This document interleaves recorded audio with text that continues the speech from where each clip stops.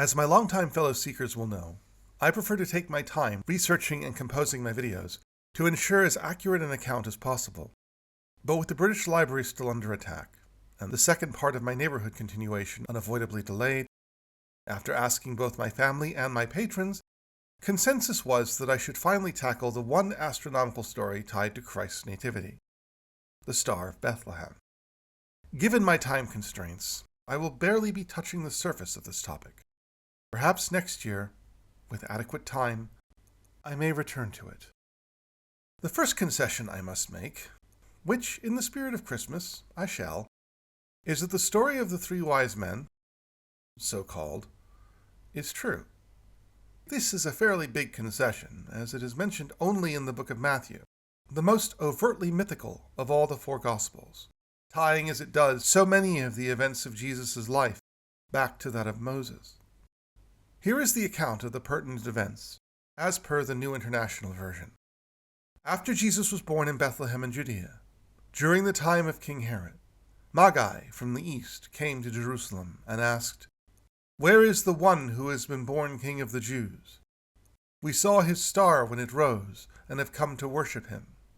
Then Herod called the Magi secretly and found out from them the exact time the star had appeared. He sent them to Bethlehem and said, "Go and search carefully for the child. As soon as you find him, report to me, so that I too may go and worship him." After they had heard the king, they went on their way, and the star they had seen when it rose went ahead of them, until it stopped over the place where the child was. And when they saw the star, they were overjoyed. On coming to the house, they saw the child with his mother Mary, and they bowed down and worshipped him. Then they opened their treasures and presented him with gifts of gold, frankincense, and myrrh. And having been warned in a dream not to go back to Herod, they returned to their country by another route. That's it. That's the entire account of Jesus' nativity as related in the book of Matthew. Fans of the Christmas story might be somewhat puzzled by what is not there. No manger, no full inn, no shepherds, all taken from the book of Luke. But also no mention of wise men, or indeed the number 3.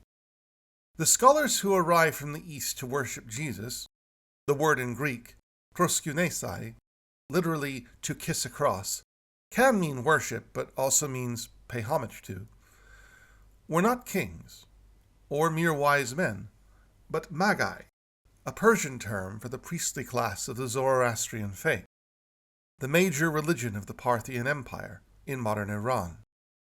Zoroaster, or more accurately Zarathustra, was a prophet of the 1st or 2nd millennium BC who preached what has been called the first successful monotheistic religion. In Zoroastrianism, the wise Lord, Ahura Mazda, rules all, is immanent in humanity, and worshipped through doing good. He is in constant battle with Angra Mainyu, or Ahriman, the destructive spirit who is the source of all misfortune in the world. Many aspects of Christianity, such as free will, the devil, angels, and demons, are widely accepted to have been influenced by Zoroastrian thought. To the Greeks, the Magi were sorcerers and readers of omens. Magike, the Greek word for the practices of Magi, became the modern word magic. Particularly ominous or auspicious events, of Zoroastrian import or not, apparently attracted Magi. Pliny records their appearance after the destruction of the great temple of Artemis at Ephesus, claiming it foretold the birth of Alexander the Great, who would, of course, go on to devastate Iran. Other sources describe them simply turning up at festivities, offering no explanation as to the purpose of their visit, and then disappearing. It is possible, given that some Greek sources apply the term magus without reference to Zoroastrianism, that the term had come to mean simply magician. So it is not entirely implausible that a group of Magi would travel the few hundred miles from Iran to Judea to witness a supposedly miraculous birth on the strength of an astrological event. But precisely what that event was has remained controversial for millennia. The one thing we can say for certain is that the traditional view of the Nativity, with Mary and Jesus in a barn, surrounded by Magi and shepherds, bathed in the light of the star, is simply wrong. There is nothing in Matthew's account to suggest the arrival of the Magi occurred on the day of Christ's birth. In fact, if the star did indeed mark the birth of Christ, it would have been quite the feat, unless their magic arts included teleportation. Given that Matthew goes on to say, quote, "When Herod realized that he had been outwitted by the Magi, he was furious, and gave orders to kill all the boys in Bethlehem and its vicinity who were 2 years old or under, in accordance with the time he had learnt from the Magi." It stands to reason that Jesus was at least a toddler when the Magi arrived. But this raises another question. Exactly when was Jesus born? On the one hand, you could declare this the easiest answer in history, 1 AD, except that even the most cursory glance at the historical record shows that to be impossible. The Anno Domini calendar was invented in 525 by a Scythian monk named Denis the Little, who left no explanation as to how he determined the date. The best historical source we have for the time and place in which Jesus was born, the Romano-Jewish historian Josephus, claimed that Herod died shortly before Passover and following a lunar eclipse. The only time a lunar eclipse fell in the vicinity of Passover during that time was 4 BC, which, not surprisingly, also marked the beginning of the reign of Herod's son, Archelaus. So if Herod died before Passover in 4 BC, and Jesus was born in the reign of King Herod, then Jesus could not have been born after March 21st, 4 BC. Luke, on the other hand, claims that Jesus was born, quote, "when Quirinius was governor of Syria," and ties his birth to the census undertaken by Quirinius, which occurred in 6 AD, 10 full years after Herod's death. So as you can see, dates are of little help here. Any astronomical event within a decade of 1 AD could serve as a plausible Star of Bethlehem. One thing we can say with relative certainty is that the Star of Bethlehem was not a new star, or stella nova.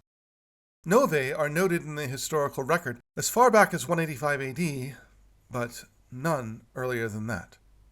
Reliable astronomical texts from Babylon and China make no reference to anything resembling a nova during the required time. A more plausible candidate is a comet, or, in then contemporary terms, an aster cometes, or long-haired star. Chinese historians recorded 2 comet appearances at that time. One, a broom star, or tailed comet, in 5 BC, and another, a rayed star, or tailless comet, in 4 BC. The main argument against the Star of Bethlehem being a comet is that comets, since time immemorial, have been considered harbingers of disaster. Dis-aster, evil star. Hardly the harbinger of an age of love. Another possible suspect is a planetary conjunction, when one or more planets cross paths. This may seem like an odd reading of star, but would make sense if the Magi hailed from Babylon, then a part of the Parthian Empire, since Babylonian astrology had a highly developed and confusing technical vocabulary. For instance, a planet would often be named after a constellation that shared its astrological aspect, leading to the preposterous prediction of one constellation entering another. Arguably the most plausible conjunctions, from a Babylonian perspective at least, involve Jupiter, to the Babylonians the star of kingship. One occurred in 6 BC, when Jupiter was eclipsed by the moon. Problem is, the moon was frequently an ill omen, and if Jupiter fell under its sway, that was usually seen as inauspicious. Another possibility was a conjunction which occurred in 6 BC of the Moon, Sun, Jupiter, and Saturn in Aries. Such a conjunction would indeed have been a rare wonder to behold. But by that point, the great astrologers of the East had mastered the art of predicting the stars' motions, and would have plotted the conjunction years in advance. It would have been a wonder, but hardly an unexpected one. So there you are. Numerous possibilities, none satisfying, all in service to a story that may or may not be true. Barring a time machine, that is as far as we are ever likely to reach in the story of the Star of Bethlehem. To all my fellow seekers, a very Merry Christmas, and I will see you again in the new year.